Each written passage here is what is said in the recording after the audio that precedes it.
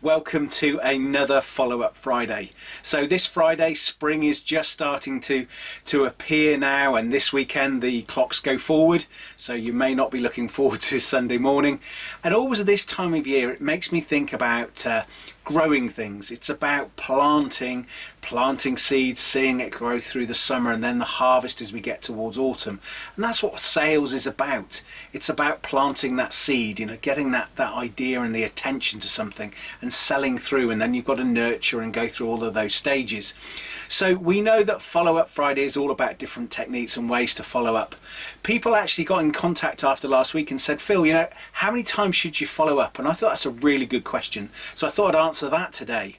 In terms of follow-ups, and there are lots of different ways, I'm going to be covering those with you each and every Friday, but in terms of frequency, so you make a pitch, and you make the pitch, and then you have to add something different to the commercials, and alongside that, people want that information, so you send that information to them. So you put a really nice proposal together, put it there, people can read it, they go through it. So when should you follow up?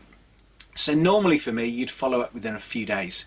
Follow up, did you get the information? You need to check these days on email. Did you get the information? Are there any questions I can help you with? So with that open-ended question, anything I can help you with, start to get towards any objections if they're there. I find 50% of the time people will come back to you. So what do you then do? So within the next few days, then you go for the next stage.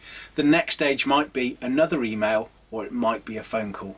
And so within that, you're starting to see that when you've done a proposal, you're normally every few days. If you haven't heard, maybe by the third time, pick up the phone, just check in with you. Hadn't heard anything back. Was there something wrong with the proposal? Have you had the chance to look at it properly yet? Are there any questions? So actually get them on the phone. When you've got somebody on the phone, then actually you can control the situation a little bit more, and they do at least have to acknowledge, and they do at least have to talk to you. So those are the kind of things that you should be thinking about in terms of that frequency. Now each week I'm going to bring you something else that we're going to look at, but it's the frequency that somebody asked from last week, so I thought I would come up there. Now with that, let's just have a look at that email. So today let's look at an email follow-up. So the email follow-up first time out, it really is as simple as I've just been describing. Hi, whatever the person's name is. Hope you're well, hope you've had a good few days. I'm sure you're busy, hadn't heard back from you, but wanted to check, was everything all right in the proposal? Were there any questions? Did I cover everything off? Really like to be able to get this through with you. So by doing that, very subtle, just nice and easy, very relaxed, not pushy at all, but that's how you should use your email. Within the follow-ups as well, and what you should look at is a lot of companies, big or small, will have a standardized email footer. Maybe look at that footer as a way that you can just add another element to the follow-ups. So if you're talking to somebody and you're going to send them a follow-up email, why don't you just go into your signature, change it for that one particular moment you're sending that email. So you have to have all your compliance underneath and all the data bits and everything else like that. That's fine, leave that further down. But where it's got your name, your position, maybe telephone number, email address, etc., why don't you just put in another line?